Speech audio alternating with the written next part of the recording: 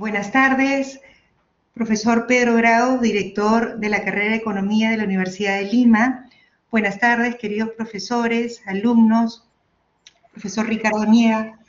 Quiero darles la bienvenida al Círculo de Encuentros Acercándonos a la Publicación.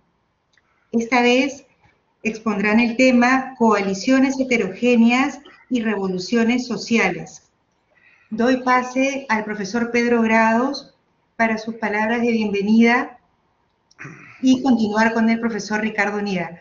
Adelante, Pedro. No, muchísimas gracias, Birma, por la presentación. Simplemente mencionarles que ya estamos superando las 7 o 8 presentaciones de este evento periódico, acercándonos a la publicación, que ya hemos coordinado con el profesor e investigador principal de la carrera y de la universidad, Yuri Landa, para planificar todas las presentaciones hasta diciembre, y creo que vamos avanzando en el tema de investigación.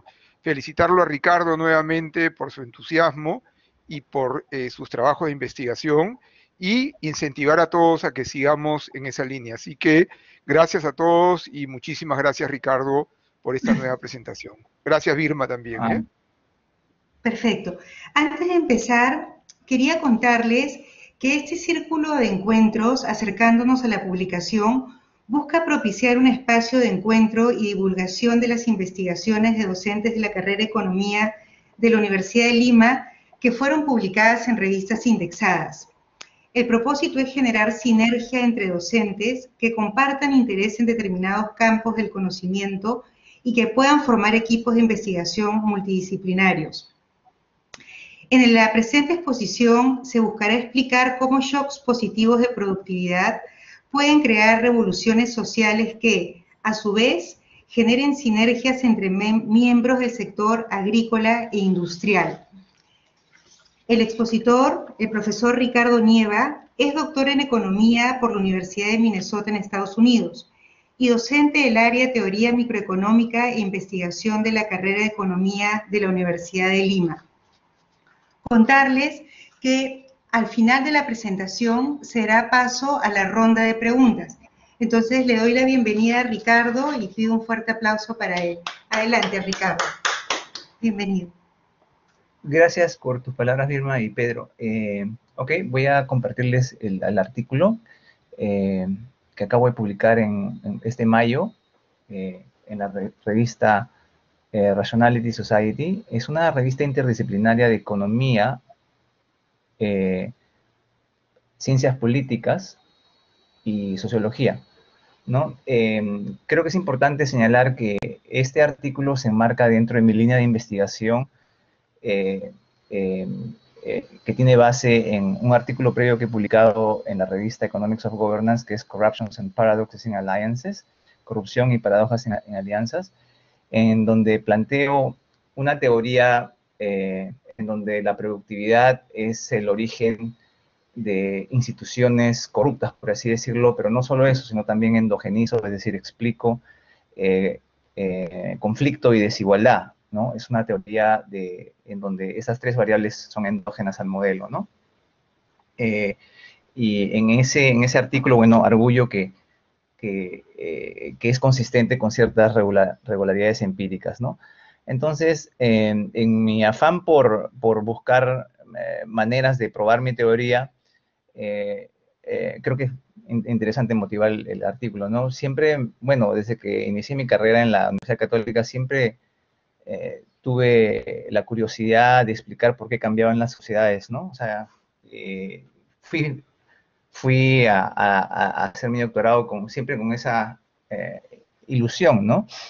Entonces, por eso es que hice lo de el artículo de corrupción y paradojas en alianzas, y de ahí seguí pensando a ver si podía explicar más regularidades empíricas, en este caso históricas, y bueno, y pensando una vez, me di cuenta de que una modificación relativamente simple de mi modelo podía explicar ciertas paradojas que hasta ahora no habían sido explicadas en la teoría de cambio social y de revoluciones, ¿no? tuve que revisar toda la literatura en sociología, en ciencias políticas, y la verdad que es la primera vez que hay una teoría que logra explicar algo que no se podía entender. Es, por ejemplo, es decir, ¿por qué en las revoluciones sociales las coaliciones están compuestas de distintas clases, ¿no? Si ustedes recuerdan un poco, hay una teoría, está la teoría marxista que dice que son las clases las que llevan a la revolución, y que si bien es cierto, pueden haber otras alianzas, esas no son importantes, pero acá en este artículo lo que demuestro es que la verdad es que el concepto de coalición, que es el que yo uso, que está basado en juegos cooperativos, es decir, juegos en donde la gente puede cooperar, usa el concepto de coalición, que es distinto al de clase, ¿no? ¿Y por qué es importante esto? Porque el concepto de coalición puede encontrar divisiones entre las mismas clases, cosa que no, de la que no habla Marx, ¿no? Ahora, ya entrando un poco más al modelo, no sé, capaz ustedes recuerdan de sus cursos de historia en el colegio o la universidad, ¿cuáles eran las razones por las que uno creía que habían ocurrido la Revolución Francesa y la Revolución China, la Revolución Rusa, ¿no? Sin ahondar en esa visión que nosotros habíamos podido aprender en la universidad o en el colegio, pues básicamente yo podría decir que hay dos, ¿no? O sea, es una presentación informal, no quiero ir en detalle. Para esto tengo la revisión de literatura que está bien, muy detallada. Digamos, hay una que es de las ideas, ¿no? Hay nuevas ideas que surgen, democráticas o algo por el estilo, entonces eso hace que haya un cambio social, ¿no? Después está la teoría marxista, que dice que las fuerzas productivas, ¿no? La tecnología que determinan las relaciones de producción, es decir, las instituciones, entran cuando hay un cambio tecnológico, hay una contradicción entre las relaciones productivas vigentes, las instituciones vigentes, y eso genera un cambio, ¿no? Entonces, en mi caso, lo que yo voy a concluir es que, en verdad, el factor productividad, consistente con mi teoría del artículo anterior, es lo que origina estos cambios sociales, pero a su vez también hay shocks a la tecnología de enforcement, ¿no? De la tecnología de guerra, en este caso al sector de los enforcers, es decir, de los políticos, no políticos, sino los militares, o sea, así de simple, ¿no? Los militares, o sea, el rol de los militares en el cambio social y en las instituciones en general es fundamental, ¿no? Y creo que es el gran mensaje de mi teoría en corrupción y paradojas en alianzas, y que corroboro acá, no solamente extendiendo mi teoría, sino contrastándola con hechos empíricos, ¿no? Y quizás si hay tiempo, al final, para dar sustento a mi teoría en Corruption and Paradox Analysis y a esta, voy a como le digo otra vez, si hay tiempo, subir un artículo que acaba de salir hace un mes, en donde me citan, es la primera cita que tengo, es una revista de Cuartil 1, en donde citan a mi artículo Corrupción y Paradojas en Alianzas, y refuerza todo, inclusive esta presentación de la que les estoy hablando en este momento, ¿no? Ok, entonces comencemos. Les voy a dar una idea intuitiva. Haldor me dijo que era una presentación informal, entonces voy a hacerlo voy a tratar de hacerlo de la manera más didáctica posible, porque el artículo, hay una parte que es bastante técnica, uso teoría de juegos cooperativos de negociaciones.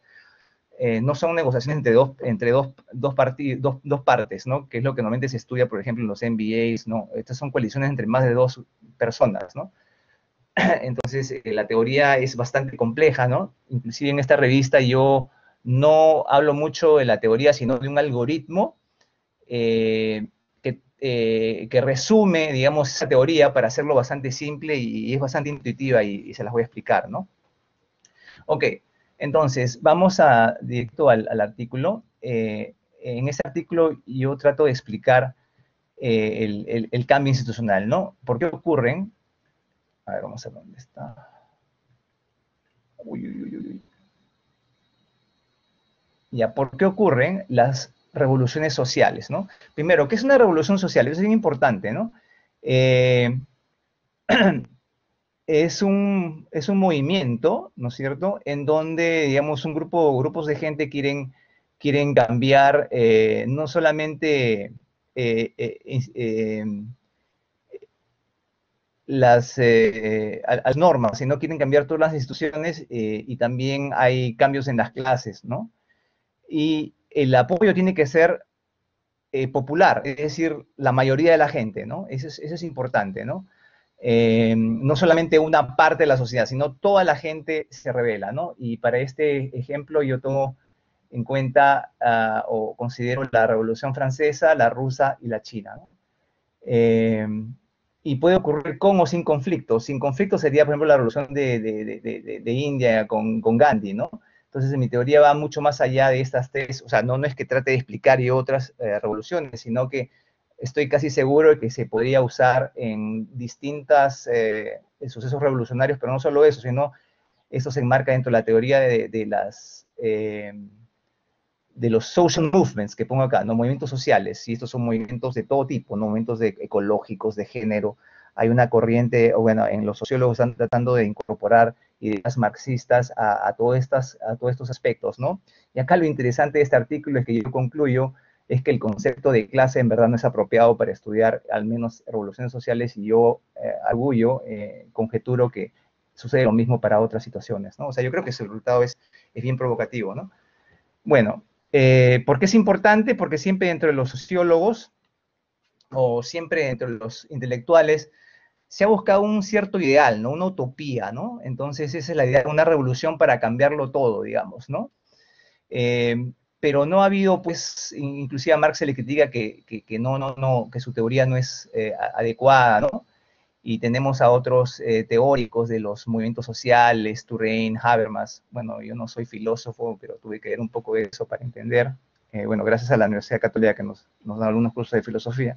Pero bueno, entonces, ¿qué es lo que yo hago, no? O sea, esa es la importancia del tema, ¿no? O sea, ¿por qué es importante estudiar revoluciones sociales? Porque hay este cierto idealismo, ¿no? Y que creo que es vigente en el caso peruano, ¿no? Entonces, bueno, en este artículo yo explico por qué ocurren, ¿no?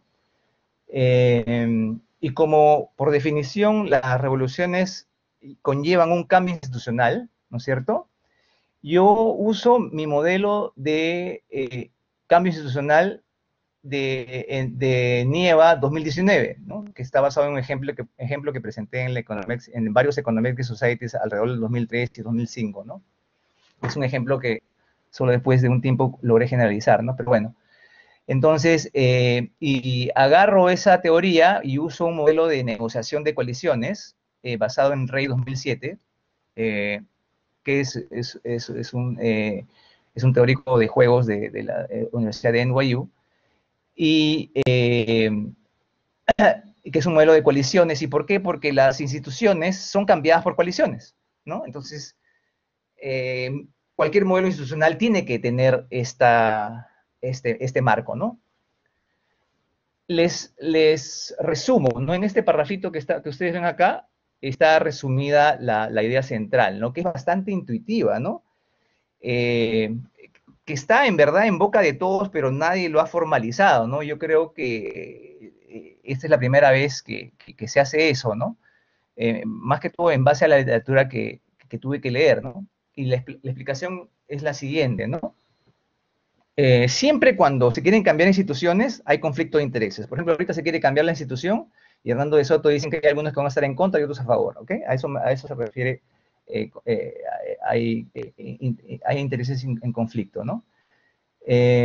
Acá lo que arguyo es que la industrialización hace que la revolución social sea posible. O sea, una sociedad agraria llegó al resultado de que es imposible que cambie, o que bajo ciertas condiciones, ¿no?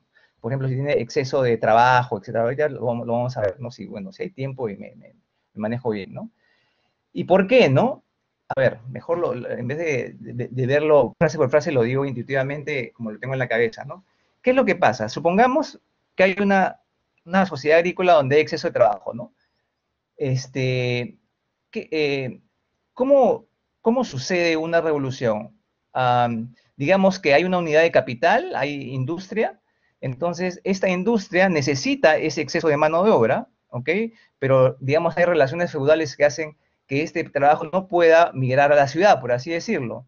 Entonces, hay incentivos para que tanto el sector empresarial y el sector popular, ¿ok? Se junte y cambien esas trabas, ¿ok? Para que pueda fluir el trabajo de un lado para el otro. Pero eso solo es posible si es que esta unidad de capital genera un poquito más de productividad, ¿no es cierto? Y hace que el trabajo que no es productivo en el sector agrícola ahora sea productivo a nivel de toda la sociedad. ¿Ok? ¿Y por qué los que cambian instituciones de manera violenta, que son los que tienen la fuerza, que son al final los militares son los que tienen la última voz, ¿no?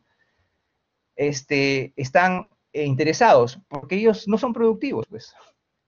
¿Ok? Entonces solamente están interesados en un cambio institucional si es que hay un aumento de productividad. Si no, se quedan eternamente en el sector agrario. ¿Ok?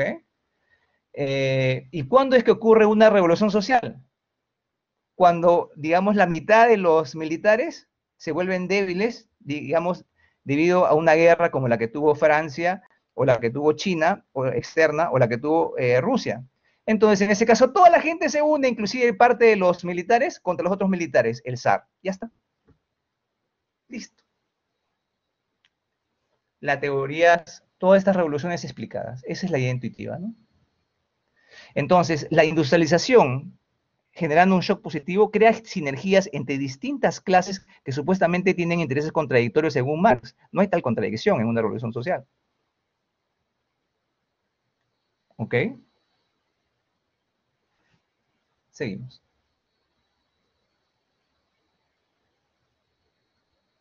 Vamos a ver.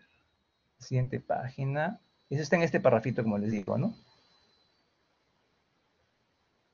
Acá está, ¿no? Ok. Nuestros resultados dependen en dos supuestos. Que la mitad de los políticos, de los militares, se debilitan debido a una guerra. Y segundo, que hay diferencias de productividad entre el sector agrícola y el sector industrial. ¿Ok? Entonces, acá les resumo rápidamente el resultado que tengo en Corruption and Paradoxes en Alianzas, el artículo anterior, ¿no? Digamos, hay tres, para hacerlo bien simple, ¿no? Hay un militar y dos campesinos, hay un pedazo de tierra, la productividad marginal del trabajo es cero, es decir, me refiero a que si un trabajador trabaja la tierra, obtiene una unidad de producto, pero el segundo ya no tiene, ya no añade nada, ¿no? Entonces, ahí lo que yo muestro es que el militar se colude con uno de ellos y se divide en el producto y el otro es excluido, ¿no? Ese es, por así decirlo, hay arguyo en ese artículo que es la tragedia de los recursos naturales, pues, ¿no? Que la mitad de la población es excluida, digamos, o por así decirlo, ¿no? Entonces, añadamos un militar más en esta situación. Se demuestra que sigue lo mismo, porque, digamos, se sigue excluyendo al otro porque el trabajador no es productivo. ¿Y por qué se añade al militar? Porque el militar es tan fuerte como el otro. Entonces, si lo excluyen, van a pelear. Entonces, se le incluye. Entonces, como se excluye al trabajador, nunca puede haber una revolución popular. No puede haber una revolución en una sociedad agraria. Ustedes dirán, ¿qué pasa con la revolución china, la de Mao? Ya, bueno, eso yo lo tengo en un pie de página por acá, pero ahorita no vale la pena expandirme en detalles, ¿no? Que sería una buena pregunta en ese sentido. Entonces es imposible que haya una revolución social en donde todos los campesinos se unen para derrocar digamos, a los corruptos, ¿no? En este caso siempre vienen a ser los militares que no son productivos, ¿ok? Entonces, ¿qué más? Pero si yo añado en este marco un poquito de capital, listo, ya está. Entonces, si los dos militares, digamos, tienen la igual fuerza, hay un cambio institucional, libre flujo de trabajadores del campo a la ciudad, ahí está la explicación de Estados Unidos e Inglaterra, sin violencia, todo tranquilito. Porque más allá en la revisión de la literatura, arguyo de que yo también puedo explicar los casos pacíficos, ¿no? Inclusive la extensión de la franchise, de la franquicia, es decir, quién puede votar o no, ¿no? O sea, mi teoría también arguyo que contribuye a esa literatura, ¿no? porque cuando los trabajadores no son excluidos, pues entonces sí tienen derecho a voto, etcétera, ¿no? Pero bueno, esa es una larga discusión a la que no me quiero meter, porque no quiero que se me caiga el tiempo, ¿no?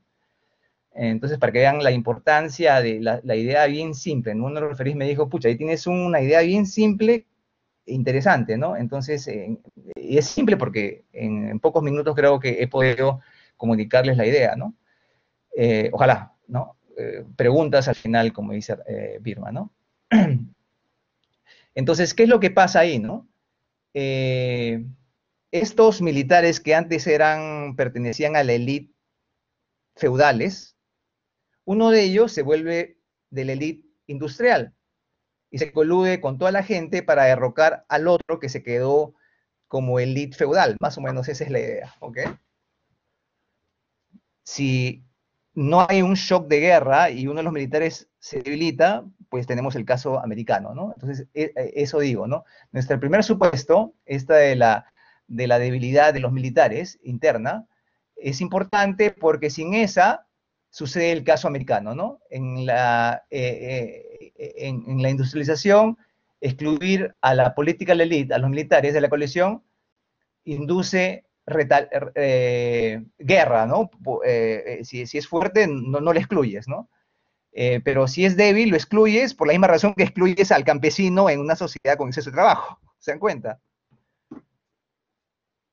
O sea, el militar se le excluye porque ya no tiene poder de guerra y además es improductivo, porque al trabajador se le excluye porque es improductivo y tampoco tiene mucha fuerza en relación al enforcer, ¿no? Al militar.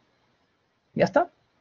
Y después el otro supuesto, las distintas productividades entre sectores, bueno, eso lo han explicado muchos economistas ya de los años 50, ¿no? Que hay sinergias cuando hay industria, del campo a la ciudad, etcétera. No quiero meterme mucho en eso para llegar a la parte de contribución, que creo que hay ideas interesantes ahí que les pueden interesar a ustedes también, ¿no?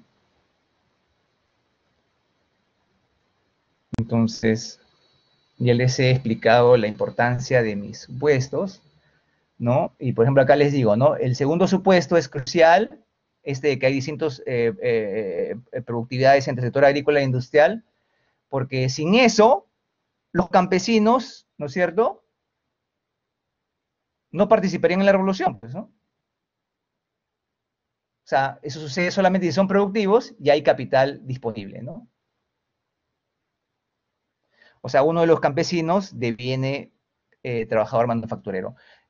¿Cuál es la lógica de la formación de coaliciones? Porque algunas coaliciones se forman o no. Se forman las que tienen mayor producto per cápita.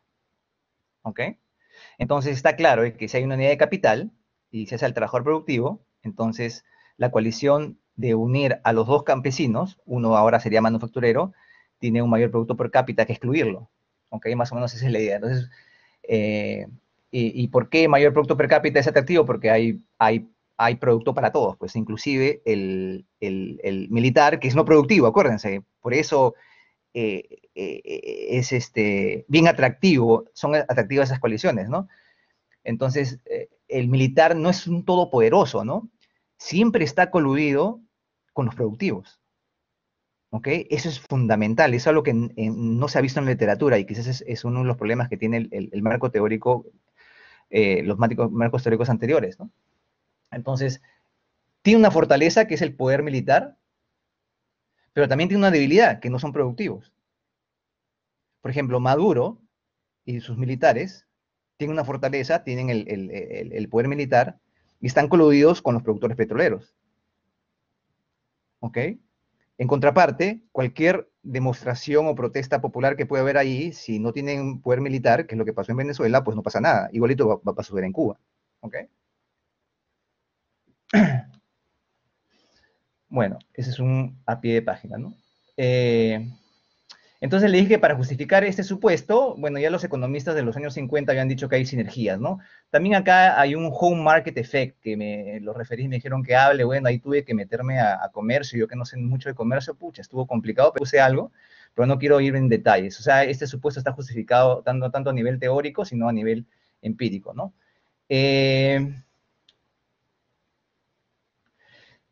Luego, lo que hago en el artículo es ver que todos mis supuestos tienen un correlato empírico y eso lo justifico, eso ya ustedes lo pueden ver, ¿no? Y en particular que mis coaliciones reflejan distintas clases, muy distinto a lo que sugiere la teoría marxista, ¿no? Cambiar de página. Acá está. ¿No? Note how our popular, nuestra coalición revolucionaria es heterogénea. Contiene distintas clases, trabajadores, campesinos y la clase industrial. También contiene las élites políticas, que son, bueno, yo asumo en el modelo que las élites políticas son militares y a la vez managers que sacan impuestos, ¿no? Esto es consistente con la evidencia de que una revolución social incluye casi a todas las clases de una sociedad, ¿no? Eso es algo que no se ha podido explicar hasta este artículo, ¿no? En otras palabras, ahí pues se demuestra que el concepto de clase marxista no es adecuado para estudiar situaciones sociales, ¿no? Ese es creo que un punto muy importante acá, ¿no? Bastante importante, ¿no? Y acá también sigo hablando digamos, me faltan 15 minutos, chévere. Entonces, acá sigo hablando de cómo mi teoría es consistente con todos los detalles así chiquititos empíricos que están en Skocpol, que es un libro clásico sobre estas tres revoluciones. O sea, todos los detalles están tienen su contraparte, ¿no? En mi modelo, ¿no? Que otra vez ahorita me acabo de olvidar. Ahora, ¿por qué se forma una coalición cuando el producto per cápita es mayor? ¿No? Ya les di la intuición, y yo doy fundamentos microeconómicos para eso, es decir, armo un modelo de negociaciones entre coaliciones y demuestro que en esos equilibrios, las coaliciones que se forman, son las que maximizan el producto per cápita, ¿ok? Entonces, mi modelo tiene fundamentos microeconómicos. En este artículo no discuto mucho esa teoría porque es complejísima, ¿no? Hago una referencia a la literatura asociada, ¿no? Entonces, en la sección 2, yo reviso la literatura relacionada que es amplísima, ¿no? Por eso este artículo tiene 50 páginas, ¿no? Y la mayor cantidad es la revisión de literatura, ¿no? Después en la sección 3 ya hago el modelo matemático, ¿no? Derivo la función valor, bueno, esos son términos técnicos de las teorías de coaliciones, ¿no? Y después, que es básicamente el modelo de Nieva que usa en 2019, y luego armo mi modelo de negociaciones, ¿ok? Y arguyo que maximizar el producto per cápita puede ser usado como un algoritmo, ¿ok? Y ya, encuentro mi resultado y la sección 4 es la conclusión. Entonces ahorita vamos al aporte y como que reviso la literatura. Como es amplia la revisión de literatura, un ratito. Acá está. Acá está. Como es amplia la revisión de literatura, hago un resumencito, ¿no? Porque en verdad es bastante amplia, ¿no? Ok, primero, arguyo de que mi artículo arguye la teoría a la literatura de formación de colisiones y conflicto, ¿no? Dando mayores razones para la formación de colisiones, ¿no? Distintas a la gran colisión. Ahorita les explico qué es esto, ¿ya? Vamos a ver. Un toque. Ya, lo voy a explicar un toque. Ya. No. Ya. En la teoría de colisiones, hasta mi artículo había una paradoja, ¿no? Y era esa de por qué se forman las colisiones, no todos juntos, ¿no? Eso como la canción con La Unión hace ¿cómo es? Unido el Perú y todo eso, ¿no? Cuando ustedes escuchan a los políticos, ay, todos tenemos que unirnos, ¿no? Entonces, cuando yo digo la gran coalición es eso, ¿no? Cuando todos se unen, ¿no? Ya bueno, en la teoría de coaliciones, de formación de coaliciones, no se entiende, bueno, no se entendía hasta mi artículo Nieva 2019, por qué se formaban coaliciones más pequeñas, ¿ok? Digamos, para apropiarse del pedazo de tierra, habían ciertos problemas. De acuerdo al argumento que yo les expuse, parecería que es directo, ¿no? Pero no es así, porque si un grupo de gente se une para un botín, más gente disminuye el botín per cápita. Es más, ¿no? Otra desventaja que hay es el esfuerzo que ellos puedan proveer para luchar está sujeto al free riding problem, ¿no es cierto? Al problema del que no trabaja, ¿no? Así como para los alumnos que están acá, los que ya fueron alumnos, cuando formaban su grupo en clase, habían algunos que no chambean, ya pues, imagínense, ¿por qué se formaría un grupo si los alumnos todos no van a trabajar y al final el que es explotado es el más hábil, que es lo que yo encuentro acá, ¿no? Entonces, pero acá lo interesante es, si hay estas desventajas, ¿por qué se forman las coaliciones, no? Y hay una tercera, ¿no? Que es muy interesante para el caso peruano, ¿no? Que es, una vez que se forman las coaliciones, la gente que formó la coalición se puede dividir. Por ejemplo, ¿no? Los antifujimoristas consistían de antifujimoristas de izquierda y de derecha. Y una vez que debilitaron a los fujimoristas, ¿ok? Los antifujimoristas de izquierda eliminaron a los de derecha, que terminaron inclusive votando por Keiko. ¿Ok? A eso me refiero, ¿no? Entonces, ¿por qué ellos habrían de haber formado una coalición si saben que al final van a ser excluidos? ¿Se las hicieron? ¿Cayeron como chanchitos? ¿Qué pasó? Debe haber una teoría racional sobre eso, ¿cierto? Bueno, hay teorías sobre eso actualmente, aunque se asume que los que son excluidos mueren. Es decir, si los antifujimoristas eliminaron a Keiko Fujimori o los debilitaron y desaparecen del juego, pero acá es interesante, y sería motivo de un próximo artículo, sería qué pasa cuando no desaparecen, ¿no? Pero bueno. Entonces, dados estos problemas, mi artículo anterior explica por qué, a pesar de eso, las coaliciones se forman, las pequeñas. ¿Por qué? Porque el militar es no productivo. Y él tiene un interés en que se forme eso.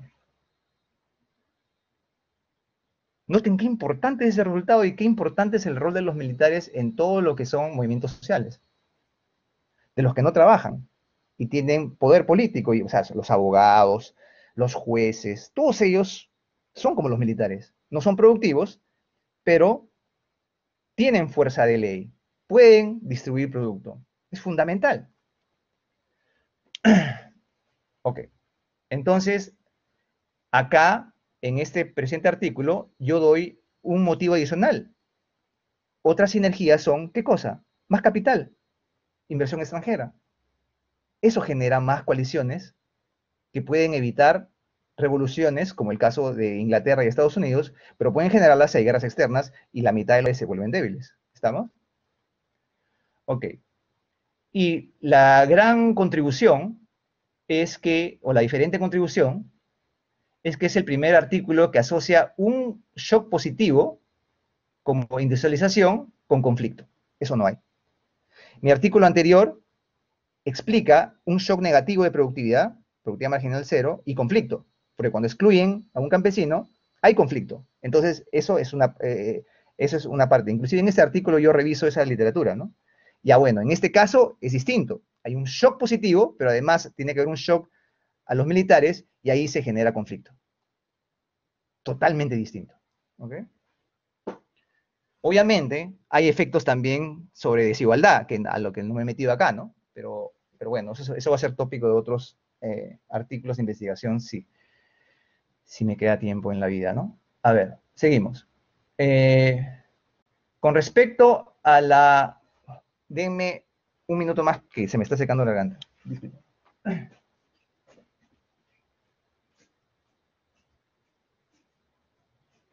Creo que vamos a tener que poner agua virtual la próxima vez, Birma. Vamos a coordinar con cómo lo hacemos. De todas maneras, de todas maneras. Aprovechamos para contarle a los participantes que están entrando. Al final de la exposición de Ricardo, vamos a dar pase a las preguntas para todos los que desean hacerles preguntas de esta interesante exposición que está haciendo Ricardo. Al final de su exposición, vamos a dar pase a las preguntas y vamos a activar los micros para los que deseen hacer preguntas. Si nos faltó el agua, tienes razón, Pedro. Sí, no lo habíamos pensado, no lo habíamos pensado. Quedó... ahora, interesante, ¿no? Ya le haremos preguntas al final porque estamos presentando una teoría del cambio social, ¿no? Eso es, la verdad, desde una perspectiva de modelos, muy interesante, ¿no? Vamos a esperar que llegue Ricardo y para continuar con su presentación. Como todos los científicos sociales muy involucrados en lo suyo, están en su mundo, pues, ¿no? Ricardo está en su mundo, ahora que venga. Justo, Ricardo, estábamos hablando de ti que la próxima vez te Sí, vamos a poner agua virtual, no te preocupes, doctor. ya cuando ya se acabe toda esta pesadilla de la pandemia. Pues, Está bien. a mí me ha golpeado muy duro. No, un Pero, abrazo, Ricardo, no te preocupes, ya, adelante, más bien bueno, gracias. ya, seguimos. Entonces, con respecto a la literatura en ciencias políticas y economía política, contribuimos a la literatura en la política para los sistemas no democráticos, ¿no? Eh, y, por lo tanto, a la literatura en fundaciones e instituciones, ¿no? ¿Por qué? Porque en la literatura anterior, en la que Acemoglu es el más, ¿no es cierto? Ellos ven cómo, digamos, los pobres pelean contra los ricos, digamos, ¿ok? Los disenfranchised, ¿no? En mi caso, mi modelo es mucho más rico y yo veo amenazas de distintos tipos simultáneamente que solo es posible hacer en un modelo colisional, pero bueno. Y además muestro que shocks positivos son malas para las colisiones que resultan las ganadoras, ¿no? Luego también contribuyo a la literatura del desarrollo, ¿no? No negando el rol que pueden tener los cambios institucionales, pero enfatizo más en el rol que puede tener la productividad, ¿no? También, a ver, si la productividad es lo suficientemente alta, no hay un trade-off entre propiedades derechos de propiedad para las coaliciones ganadoras y los que se excluyen, ¿no? Por ejemplo, ¿no? Siempre cuando hay un recurso natural, se excluye a una parte, ¿ok? Venezuela o, digamos, los pedazos de tierras buenos acá y los otros campesinos excluidos, ¿no? Entonces siempre se dice, hay algunos que sacan ventaja, pero cuando aumenta la productividad, pues no hay ese problema, ¿no? Entonces yo explico por qué, ¿no? Y luego podemos añadir más políticos, enforcers o militares para que cuiden del buen comportamiento y si la productividad es baja, la corrupción permanece, ¿no? O sea, contribuye a la literatura de corrupción. Y finalmente encuentro que el conflicto y cooperación son complementarios explicando el cambio institucional. ¿Por qué? Porque en la coalición hay sinergias, pero también hay conflictos, porque pueden dividirse, ¿no? Y después, con respecto a la literatura sociológica, arguyo, pues, que para las revoluciones de China, Francia y Rusia, el concepto relevante es el concepto de coalición y no el concepto de clase de la teoría marxista, ¿no? O sea, que no es apropiada para entender eso, ¿no? Y ya, me quedan 2 minutos, entonces quiero mostrarles el último artículo, o sea, bien chiquito, para que vean ¿dónde estoy? Y ahí termino. Compartir archivos. Y este es un artículo que acaba de salir ahorita. Está en el Journal of Economic Studies, de 3 colombianos, fíjense. ¿Ok? Se llama Political Machines and the Course of Public Resources in International Democracies. Lo que dicen estos patas es que la descentralización hace que la corrupción se descentralice, ¿ok? Que estos political machines se coludan con grupos regionales, que es básicamente lo que yo estoy planteando en mi modelo, que es muchísimo más simple. Pero ellos introducen un modelo de elecciones, que al final más o menos no es lo mismo, pero miren, acá hay una diferencia fundamental, ¿no? Ya me falta poquito para terminar. Voy a ir a la cita. Acá está, ¿no? Por ejemplo, ellos dicen, ¿no?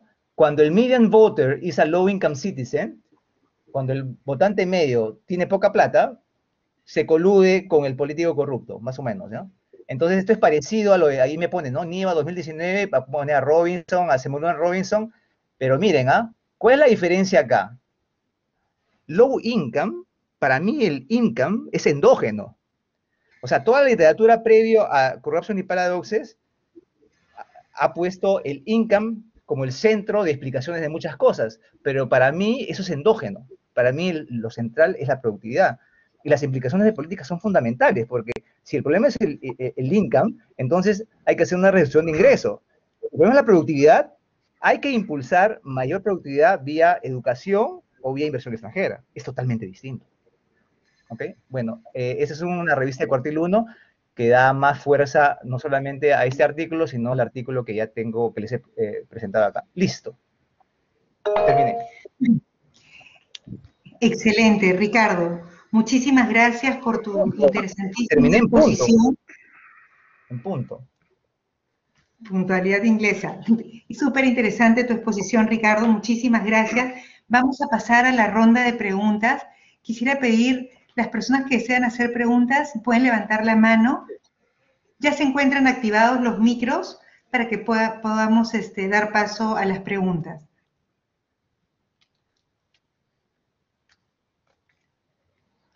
No sé si hay algún asistente que quisiera hacer alguna consulta a Ricardo de esta interesante exposición.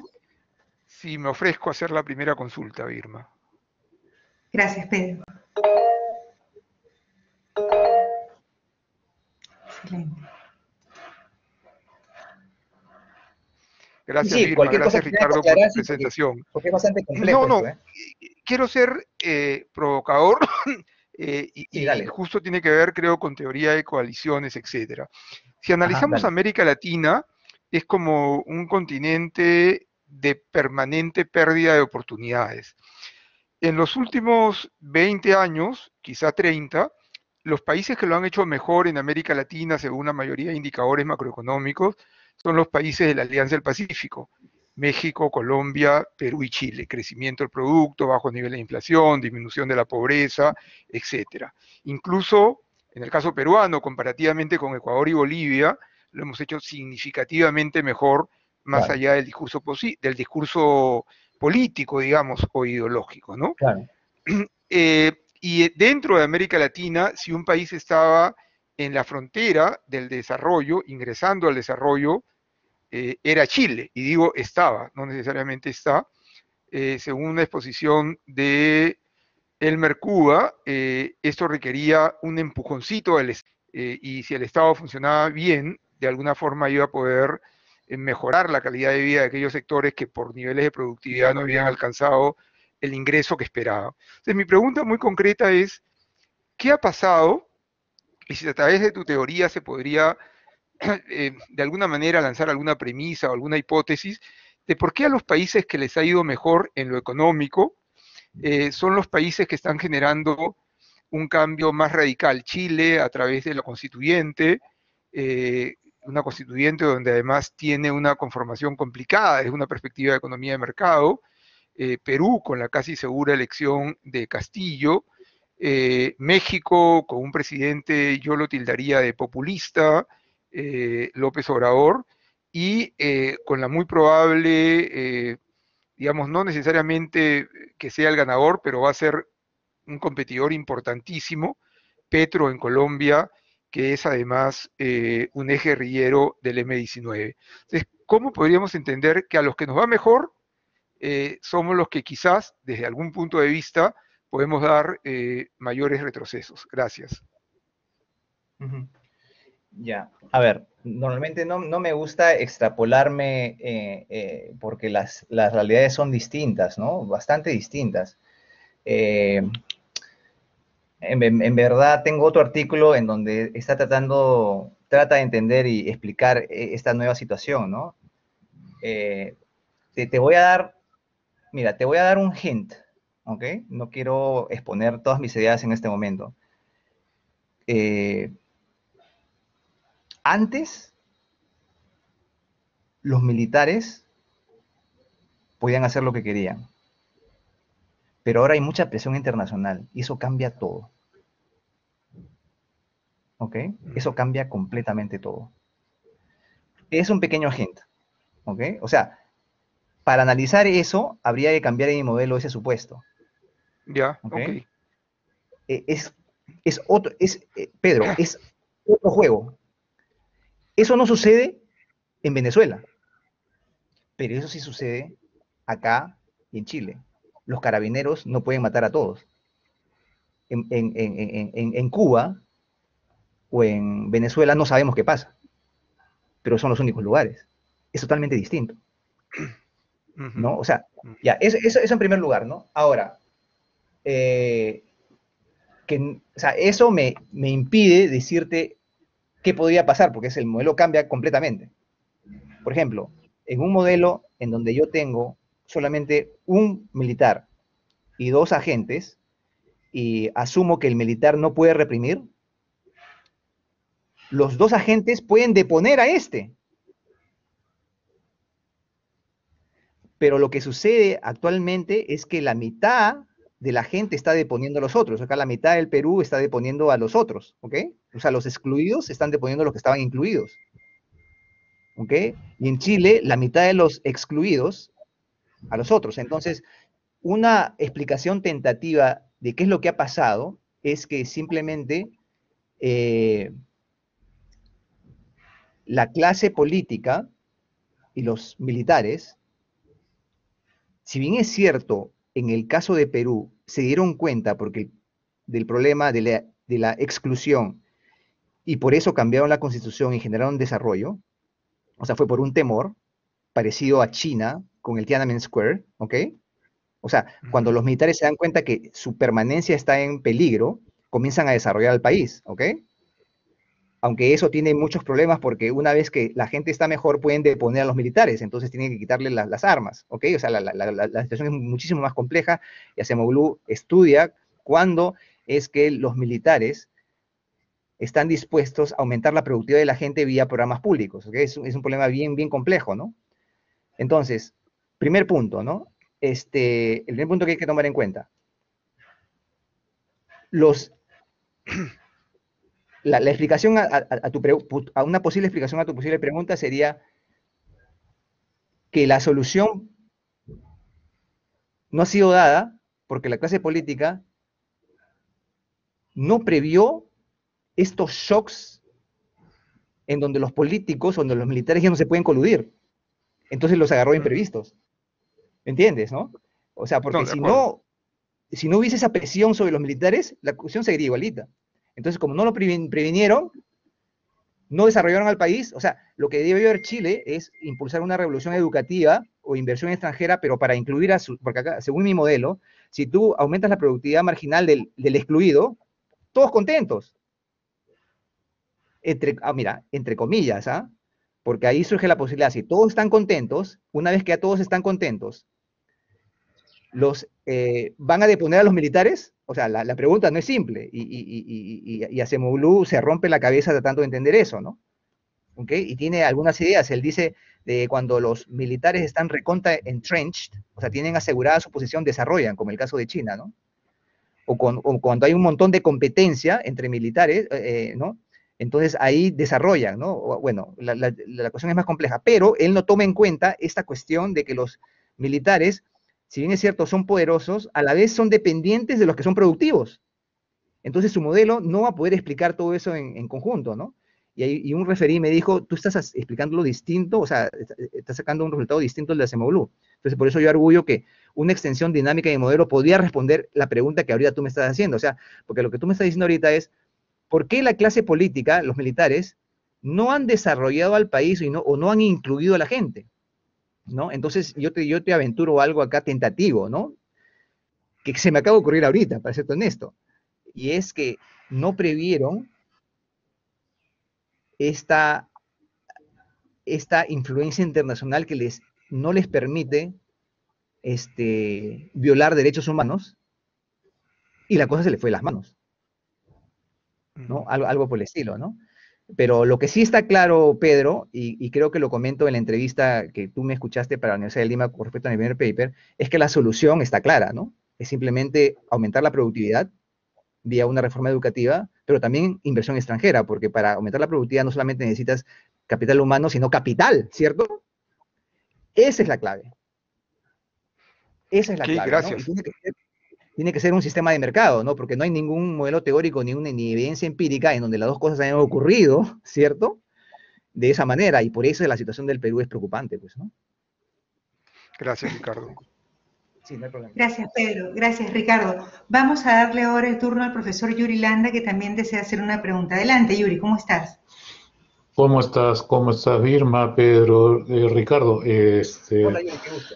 Sí, dale. Oye, impresionado por tu capacidad de provocar, ¿ah?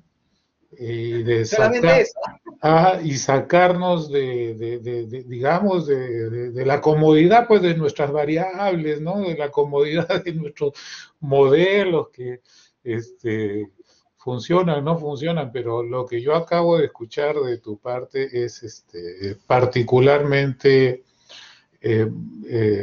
bueno, ¿no? Estimulante, ¿no? Estimulante en el sentido, lo que te ¿Te genera acuerdas, Yuri? Discúlpame que te una interrumpa. ¿Te acuerdas, provocadora. Yuri, Sí, que yo te dije hace muchos meses que el gobierno de Vizcarra era marxista? ok, ok, ya. Y se ha Y comprobado, ¿te das cuenta? ¿Te has dado cuenta?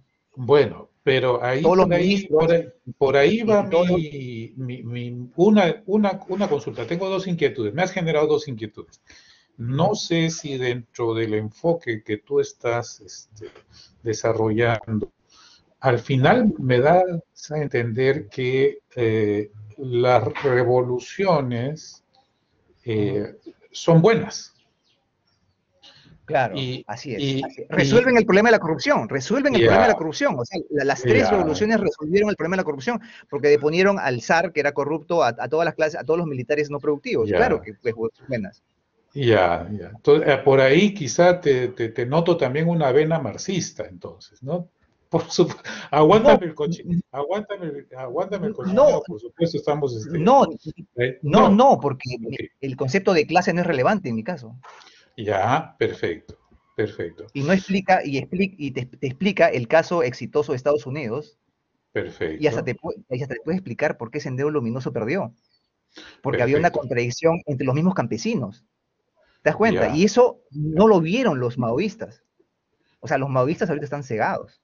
O sea, estamos ahorita con gente que está cegada. O sea, no tiene un Es modelo verdad, correcto, ¿no? O sea, es verdad que el concepto, digamos, clásico de clases o de lucha de clases se pone en desafío por las estructuras sociales que se han uh-huh. formado, ¿no es cierto? Claro, Eh, la- y la- otra cosa, la- mi estimado, mira, y otra cosa, Yuri, sí, cuando no hay shocks a la tecnología de guerra, mi modelo explica el caso pacífico de Inglaterra y Estados Unidos. O sea, no hay nada de marxista, ¿te das cuenta? ok, no, sí, está interesante. Estoy también provocándote, estoy provocándote. No, te Está comentaba bien, pues dale, que, dale. Porque que lo que, yo era marxista en los 80, o sea, en los marxistas en los caramba, 80, pero después caramba, leí a Habermas, que lo cito acá, un filósofo, y me ya, di cuenta pues, que estaba equivocado, ¿no? Y ahora con perfecto. este resultado, pues ya es una manera más, o sea, y lo bueno es que ahorita esto está en una revista no solamente de economía, de ciencias políticas, pero también de sociología, y yo creo que en algunos años va a pegar fuerte, ¿no? Vas Creo. a tener impacto. Sí. Ahora, estoy de acuerdo contigo, ¿no? Que estas categorías de clases se ponen en desafío, son desafiadas por las estructuras que tenemos en Latinoamérica, ¿no? Mira el peso de la informalidad, ¿no? Cómo el peso de la informalidad, no solamente en el Perú, sino en Latinoamérica y en otras partes también del planeta, te hace difícil pues hablar de clase trabajadora, ¿no?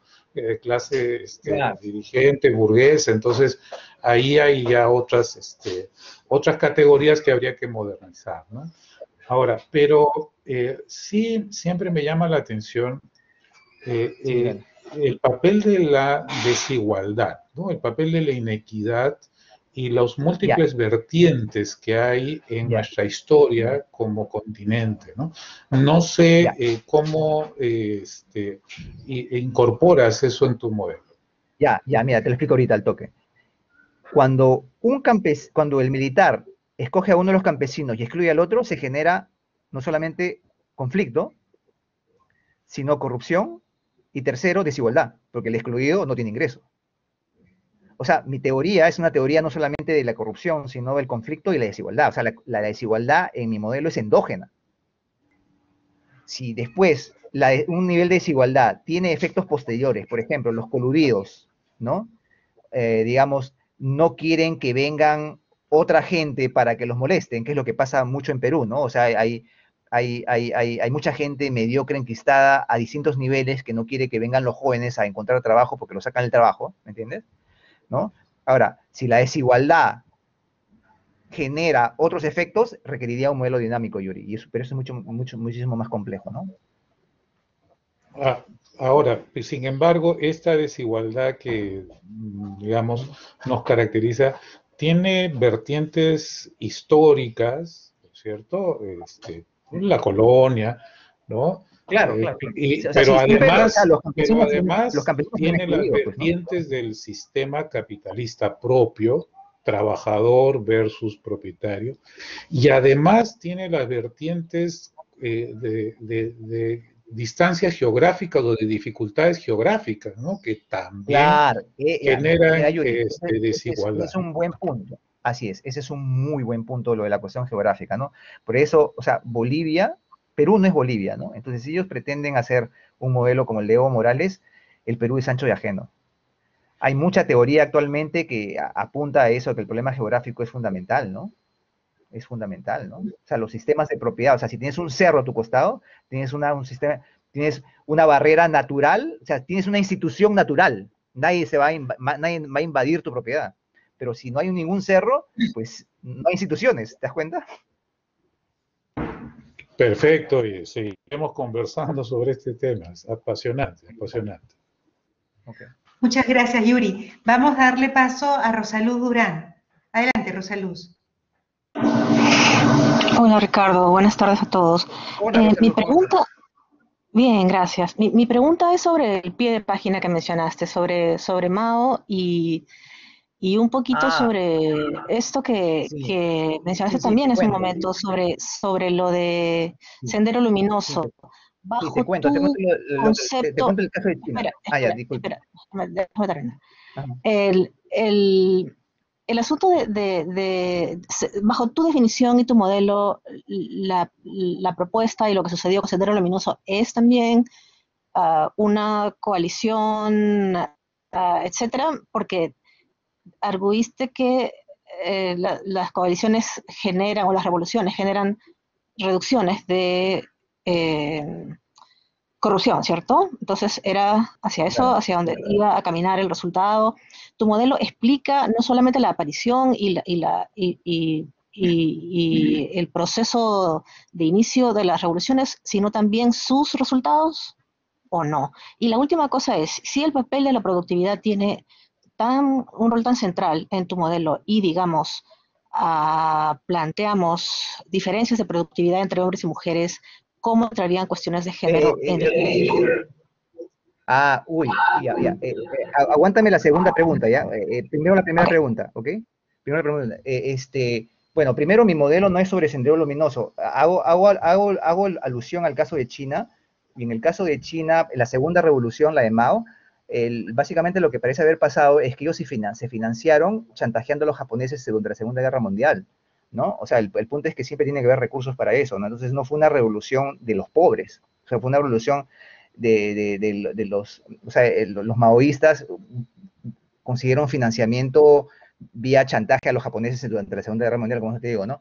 Ahora sí, lo que sí le falta a mi modelo es saber, una vez que ocurre la revolución, no se sabe si el sistema va a ser socialista o capitalista, porque Rusia fue comunista, digamos, ¿no? Y los demás distintos, ¿no? No sé si a eso iba tu pregunta. Si la puedes refinar otra vez, te puedo completar.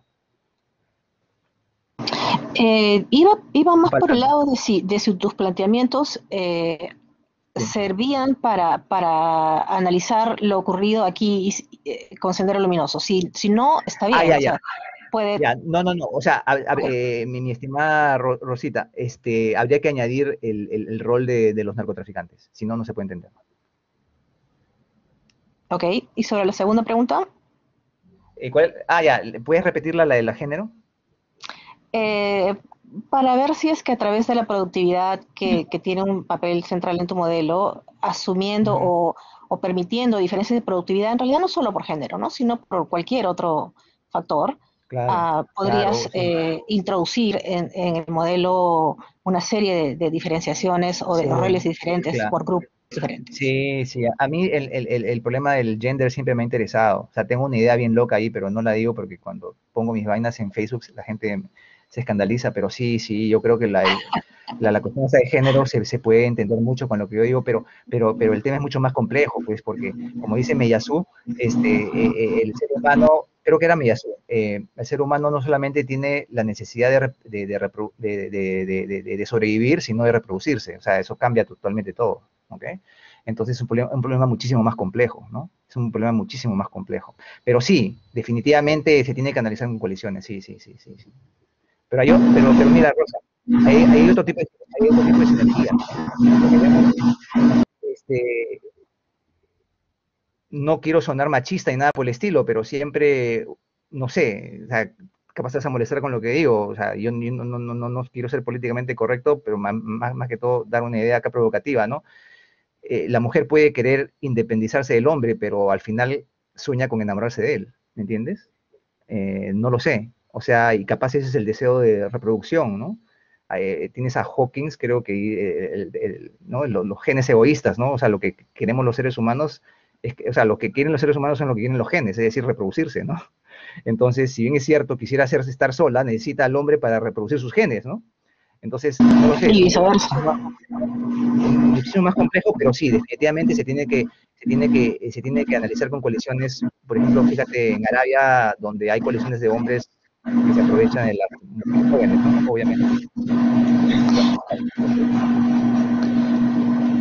Sí, en realidad no estaba pensando en una situación en la que hubiera enfrentamiento entre ellos, ¿no? Sino que dentro de la misma coalición hubieran algunos roles que Sinergias, claro. fortalecieran la coalición, Sí, no con sí. enfrentamiento, sino con cooperación, que también es algo que tu juego Perfecto, considera. de acuerdo. Sí, Claro, sí, sí. claro, porque la coalición, o sea, para que se una la coalición tiene que haber sinergias. Y se puede desaparecer si es que hay sinergias en otro lado, ¿me entiendes? En otras coaliciones, ¿no?